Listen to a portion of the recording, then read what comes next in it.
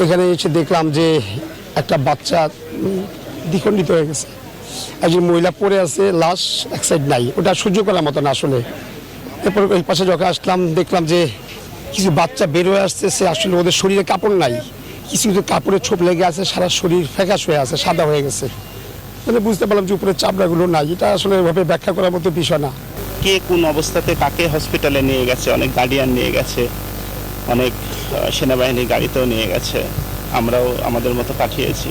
কে কোথায় আছে এটা আমরা ফাইন্ড আউট করার চেষ্টা করছি। তো আমরা এখন হসপিটাল প্লাস আমাদের নিহতের সংখ্যা মোটামুটি এখন পর্যন্ত আমাদের যে গ্রুপ সেখানে আমরা 27 জন মতো ফাইন্ড আউট করতে পেরেছি। এখনো কোনো সঠিক সংখ্যা জানছে, কিন্তু আমাদের ভাষণত আমরা নিজ চোখে দেখা, আমি একটা থেকে এখানে ছিলাম কালকে, এখানে নিজ চোখে দেখা যে প্রায় 1-150 উপরে পোলাপাইন মারা গেছে বাচ্চারা, কিন্তু তারা সব আর কি আপনার ফেক নিউজ ছড়াচ্ছে যে 30 জন 22 জন ধামাচাপা দিতে চেষ্টা করতেছে।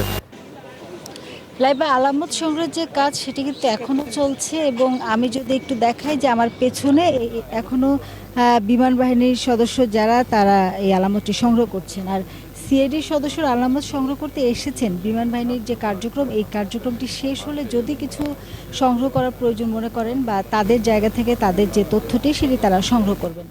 আসলে বিমান, মূল যে বিমান, সেই বিমানের ধ্বংসাবশেষের বড় বড় যে অংশগুলো সেগুলো রাতেই এখান থেকে উদ্ধার করে সরিয়ে নেওয়া হয়েছে। আজকে সকাল 7:15টার দিকে বিমান বাহিনীর সদস্যরা এখানে আসেন, এবং এখানে আসলে বিমানটি আসলে এমন ভয়াবহভাবে বিধ্বস্ত হয়েছে, এর বিভিন্ন ছোট ছোট যে অবশিষ্ট ধ্বংসাবশেষ সেগুলো বিভিন্ন জায়গায় ছড়িয়ে ছিটিয়ে আছে। ঠিক সেই কোনো একটি অংশ আসলে তারা এখানে রাখছে না, সেগুলো খতিয়ে খতিয়ে দেখছেন, এবং যে অংশই তারা পাচ্ছেন সেই অংশগুলোকে তারা সংগ্রহ করছেন। এবং আমরা গণমাধ্যম কর্মী যারা এখানে আছি তারাও কিন্তু দেখেছি যে বিমানের ছোট ছোট অংশ এবং বিভিন্ন জায়গায় এই অংশগুলো কিন্তু ছড়িয়ে ছিটিয়েও আছে, এবং আপনি ক্যামেরায় দেখতে পাচ্ছেন যে বিমানটি আসলে একদম শ্রেণীকক্ষের ভেতরে ঢুকে গিয়েছিল, এবং যেই জায়গাটিতে বিমানটি পড়েছে শ্রেণীকক্ষের ওই অংশগুলো যেমন ধ্বংস হয়ে গেছে, আসলে ভেঙে চুরমার হয়ে গেছে, এবং মাটির কিছু অংশে ডেবে গিয়েছিল বিমানটি, সেই অংশটি দেখলেই বোঝা যাচ্ছে। এবং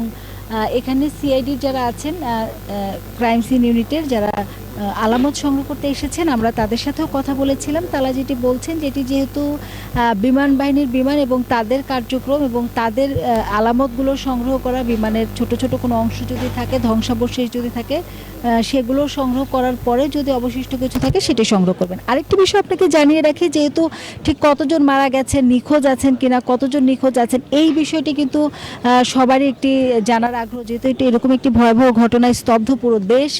যারা ঘটনাটি দেখেছেন টেলিভিশনের ক্যামেরায় বা আশেপাশে যারা আছেন তারাও কিন্তু এই ঘটনাটিতে আসলে শোকাহত, মর্মাহত, এবং দেখতে এসেছেন। আজকে সকালবেলাও দেখেছি আমরা এখানে অনেকে আশেপাশে এলাকা থেকে এসেছেন, অনেকের ছেলে মেয়ে যারা এখানে পড়াশোনা করেন, কিন্তু খুব একটি আহত বা সেরকম ভয়াবহ কোনো ঘটনা ঘটেনি, কিন্তু এই ঘটনাটি আসলে সবার বিবেককে নাড়িয়ে দিয়েছে, সবাইকে মর্মাহত করেছে, যার কারণে তারা এখানে এসেছেন এবং দেখতে এসেছেন। আমরা তাদের সাথেও কথা বলেছি, এবং এখানকার শিক্ষক যারা তাদের সাথে কথা বলেছি। বিশেষ করে তালিকার যে বিষয়টি আপনি বলছিলেন, সংবাদে প্রচার করা হচ্ছিল যে তালিকাটি প্রকাশ করা হবে, এবং এখানকার শিক্ষক যারা আছেন আমরা তাদের সাথে কথা বলেছি। আমরা যেটি জানি যে এখানকার শিক্ষকদের কয়েকজন সন্তানও মারা গিয়েছে, সে কারণে তারা আসলে তাদের সন্তানদের দাফনের যে বিষয়গুলো সেগুলো তারা সারছেন, পাশাপাশি তারা এখানে সকাল থেকেই আছেন। এছাড়া যেন কোনো অনাকাঙ্ক্ষিত পরিস্থিতি না হয়, এখানে সাবেক শিক্ষার্থী যারা মাইলস্টোনে তারাও আছেন, বর্তমান শিক্ষার্থীরাও আছেন, এবং সারা রাত অনেক শিক্ষার্থীরাও এখানে ছিলেন। শিক্ষার্থীরা যে দাবিটি জানাচ্ছেন সেটি হলো যে সঠিক সংখ্যা এবং কেউ নিখোঁজ আছে কিনা, নিখোঁজ থাকলে সেই নিখোঁজের সংখ্যা সেটি প্রকাশ করা। এবং আমরা শিক্ষকদের সাথে কথা বলেছি, তারা যেটি বলছেন সেই কার্যক্রমটি প্রক্রিয়াধীন আছে। তারা আসলে আগে দেখবেন যে কতজন ক্লাসে উপস্থিত ছিলেন, এবং যেহেতু 1টার সময় ছুটি হয়ে গিয়েছিল এবং 1:06 ঘটনাটি ঘটে, সেই ক্ষেত্রে ওই সময় বেশ কয়েকজন বাইরে ছিলেন, কতজন ভেতরে ছিলেন সেটি বিষয়। এবং শিক্ষিকাও মারা গেছেন এই তথ্যটিও আমরা জানি। সেক্ষেত্রে কতজন শিক্ষিকা এবং কতজন তাদের শিক্ষার্থী, এই বিষয়গুলো আসলে কার্যক্রম চলছে, এবং হাসপাতালে যারা আছেন তাদের নাম ঠিকানা সংগ্রহ করে পুরো তালিকাটি প্রক্রিয়াধীনের কার্যক্রম চলমান রয়েছে। আমাদের আরেকজন সহকর্মী আছেন মাজহারুল ইসলাম, তিনিও আছেন দিয়াবাড়িতে, ঠিক মাইলস্টোনের বাইরে। তার সাথে যাব তার কাছে। মাজার, আপনি তো বাইরে আছেন, সেখানকার পরিস্থিতি কি দেখছেন? বা আমি যদি বলি ভেতরেও অনেক উৎসুক জনতা প্রবেশ করেছে, বাইরে যারা আছে তারা কি বলছে, আপনার কাছে সবশেষ কি তথ্য আছে?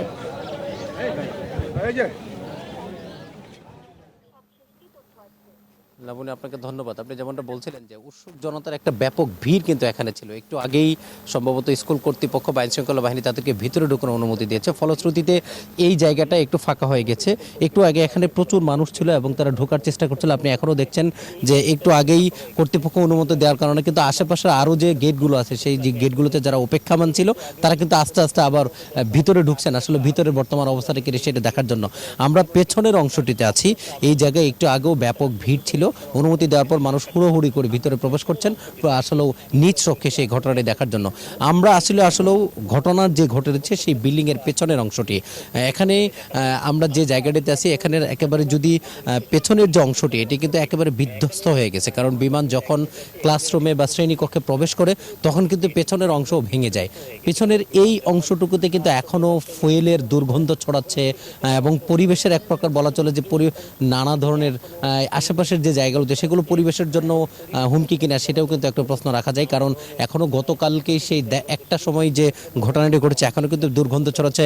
আপনি দেখতে পাচ্ছেন বিল্ডিংয়ের পেছনের যে অংশ আছে সেই পিছনের অংশ এখানে ক্রাইম সিন লেখা আছে এবং বিমান বাহিনীর সদস্য যারা তারা এখনও কাজ করছেন। আমার সহকর্মী মাসুদা লাবণী যেমন জানাচ্ছিলেন যে গতকালকে বিমান দুর্ঘটনার পর তারা আলামতগুলো সংগ্রহ করছেন বিমান বাহিনীর সদস্যরা এবং আসলে প্রকৃত ঘটনা কি ঘটেছিল ইতিমধ্যে একটা উচ্চ পর্যায়ে তদন্ত কমিটি গঠন করা হয়েছে।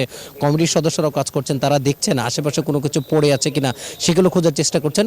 আর উৎসুক দর্শক যারা আছেন তারা আসলেও এতক্ষণ একটা অনেক ভিড় করছিলেন যেন এখানে ঢুকে এই আসলে প্রকৃত ঘটনা কিভাবে ঘটেছে সেই ধ্বংসস্তূপ তারা দেখার চেষ্টা করছিলেন। একটু আগেই কর্তৃপক্ষ অনুমতি দেওয়ার কারণে উৎসুক দর্শক কিন্তু সবাই এখন কলেজের ভিতরে প্রবেশ করেছে।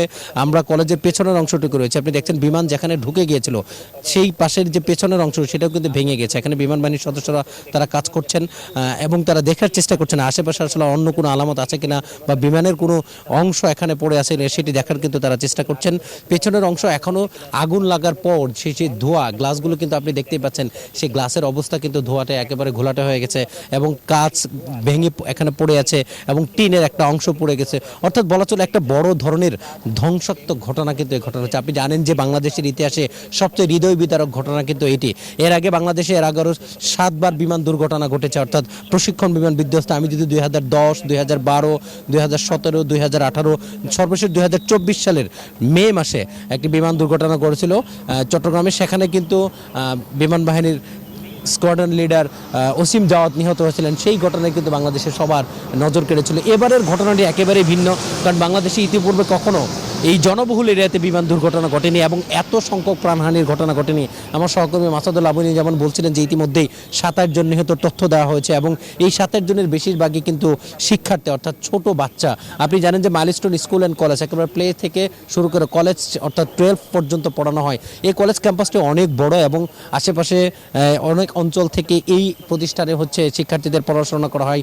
যেহেতু এখানে থাকার ব্যবস্থা আছে, অনেকেই হচ্ছে শিক্ষার্থীদের এখানে রেখে পড়াশোনার ব্যবস্থা করেন। এই যে একটা বিশাল দুর্ঘটনা ঘটে গেল এরপরে কিন্তু আশপাশের মানুষের মধ্যে এক ধরনের আতঙ্ক বিরাজ করছে এবং তারা একটা ট্রমার মধ্যে আছেন। তারা বলছেন এতগুলো শিশুর প্রাণ ঝরে গেল, এটি তারা কোনোভাবে মেনে নিতে পারছেন না এবং যারা আহত হয়েছেন তারা তাদের সুস্থতা কামনা করেছেন। আপনি জানেন যে এখন মূল যে জায়গাটি হৃদয় বিদারক দৃশ্য সেটি হচ্ছে বার্ন ইউনিটে। সেখানে ছোট ছোট বাচ্চাদের ইতিমধ্যেই সরকারি তথ্য অনুযায়ী 78 জন ভর্তি আছে। তাদের যে দৃশ্য সেটি আসলে মেনে নেওয়ার মতো না। এটি যে কোনো মানুষকে আসলে কাঁদাবে, কারণ এমন একটি দুর্ঘটনার সাক্ষী বাংলাদেশ হয়েছে। ইতিপূর্বে এত মানুষের প্রাণহানি যেমন ঘটেনি, কখনো এমন একটি জনবহুল জায়গায় কিন্তু সেই বিমান দুর্ঘটনা ঘটেনি। আপনি দেখতে পাচ্ছেন যে আমার বিমান বাহিনীর সদস্য, ফায়ার সার্ভিস সদস্য যারা আছে তারাও কাজ করছেন। আমার সহকর্মী সেটা দেখানোর চেষ্টা করছিলেন। আমরা একেবারেই পেছনের যে অংশটুকু আছি সেখানে উৎসুক জনতা ছিল একটু আগেও, তারা এখন ভিতরে প্রবেশ করার অনুমতি পাওয়ার ফলে সবাই ভিতরে চলে গেছেন সেটি দেখার জন্য। সব মিলে বাংলাদেশের ইতিহাসে বলা চলে একটা ব্যাপক ভয়াবহ দুর্ঘটনা ঘটে গেছে যার সাক্ষী হচ্ছে বাংলাদেশ। তবে সবাই দোয়া করছেন বাকি যারা আহত আছেন তারা যেন দ্রুতই সুস্থ হয়ে ফিরে আসেন, এমন প্রত্যাশাই কিন্তু সবার। এই ছিল আমার কাছে মাইলস্টোন কলেজের যে সর্বশেষ তথ্য সেই সম্পর্কিত আমার কাছে সর্বশেষ তথ্য। ফিরে যাচ্ছে স্টুডিওতে। বান্ডেল থাকলে প্রতি সেনমানিতে টাকা বাঁচবে। বিকাশ সেনমানি বান্ডেল কিনে জিতুন প্রতি লেনদেনে।